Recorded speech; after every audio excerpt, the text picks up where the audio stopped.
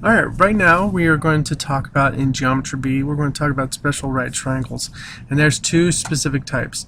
There is good old 45-45-90 triangle and the 30-60-90 triangle. Okay, now here is the general setup for them. And here's some actually cool stuff. If you were to use a Pythagorean theorem with any of these combinations, you would get the same one of these, just a multiple of. Now if you notice, I've used x in each place. Okay, this pattern follows all the way through with special right triangles. So if I used a 5 here, this would also be a 5 because it's a 45-45-90 triangle. That's an isosceles right triangle. So this is the same as this. So this would be 5 here.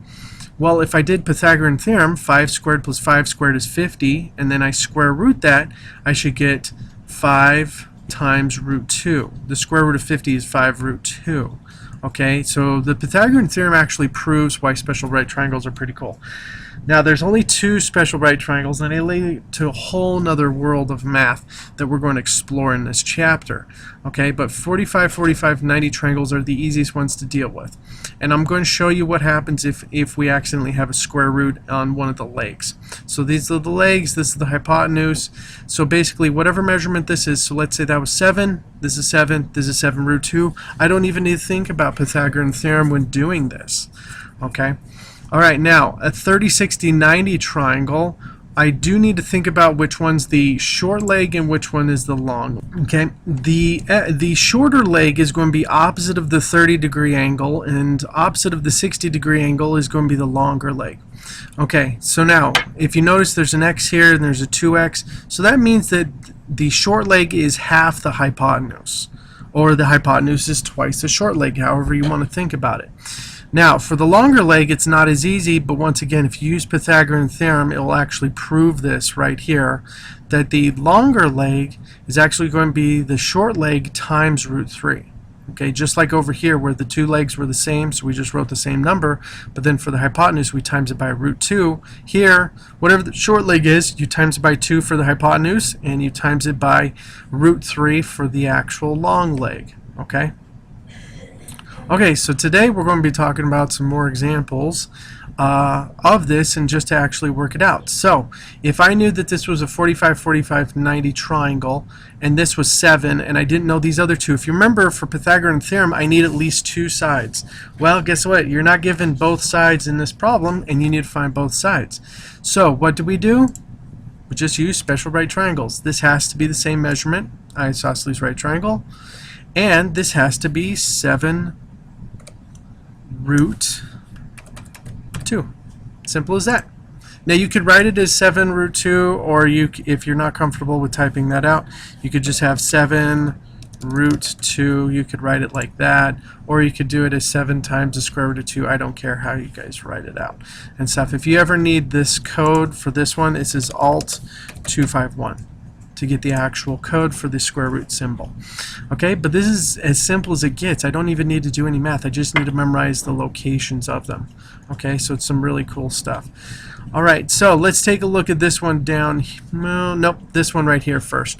Okay, so now this is a 30-60-90 triangle, and if you remember from the last slide, 30-60-90 triangle, if we're given the hypotenuse, that is twice the length of the short leg. So that's, you always want to go from whatever this is to the short leg, because that will help get the other part. Okay, so this is 2x, okay, right here, and this is just x, so that means that it's half. So that means this is 4.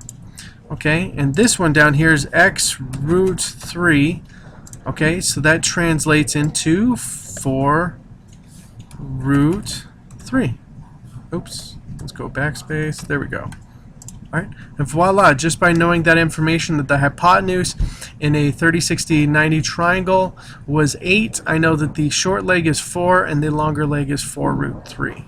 Okay, alright, let's move this down a little bit so we can see the other two problems. Okay, so now taking a look at this one. Now if you notice, this is the long leg, and this is technically supposed to be x root 3, but there is no root 3. Okay, so that's an issue. So if you're going back from a whole number that's supposed to have a root on it, okay, normally if this was 7 root 3, I would just say this is 7 and this is 14 and be done. Okay, but this is just 7. So what do? Normally, to go from one of these two to the longer leg, we would multiply by root 3. To go backwards, you divide by root 3. So you would say 7 divided by root 3, which is also known as simplifying. Let me see, 7 root 3 over 3. Okay? And that's how we actually go backwards. Now, if I wanted to go to the hypotenuse, I would just double this. So this is either 14 divided by root 3 or 14, let's put parentheses, 14 root 3 divided by 3. And voila, you actually have your measurements. Okay. Now, if you get one of the other sides and you don't feel comfortable going back over here, use Pythagorean theorem with these two to get this third side. It's totally up to you. I honestly, I just like to, if I know that I'm going to be starting out with a whole number that should be a radical, just divide by that radical to get over here. And that actually applies to this one. So this is actually kind of cool. All right, so I know that this should be x root 2. Okay, but there is no root 2. So if this was like 10 root 2, this would be 10 and 10, and I would be done. Okay, but there's not. So I need to go from here to here. The reverse is, the normal is I would times by root 2. To go backwards, I would divide by root 2. Okay, so I'm going to divide by root 2. So 10 divided by root 2, which is also the same as well, it's going to be like this here. In this case, it's going to be 10 square root of 2 divided by 2, which when I simplify it should just turn into 5 root 2.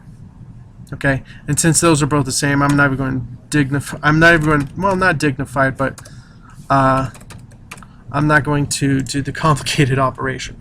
Now, if this turns out to be an even number, usually when you write it over here on a 45, 45, 90 triangle, you can just divide it by 2. You can divide this by 2 and times it by root 2, and you would be set. So like for example, if I knew that this was 30, okay, I could just divide by 2 and times by root 2. So this would be 15 root 2, and this one would be 15 root 2. Okay, and just have it be done if that was even on this. Now, if this over here, if you notice, we're dividing by 3, so if this number is divisible by 3, you can simplify it a little bit, but usually that's not going to happen too much, okay? Now, talking about the types of square roots, you guys, this is not rationalized, whereas this bottom one is. So it depends upon what the answer is asking for, okay? So just be very careful when you set this up, that you understand what either your teacher's asking you for. I'm asking for you to rationalize. Okay, it's not that hard of a step. You need to go back and review your rationalizations of square roots. But, you know, it's something pretty simple that you can just work with. Okay, all right. And that's it for special right triangles. I'll talk to you guys later. Bye.